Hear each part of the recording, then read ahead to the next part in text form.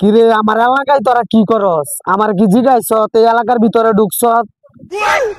ভাই এখন আমি স্ক্রিপ্ট লাগতাছি তো, একটু পরে ভিডিও করব।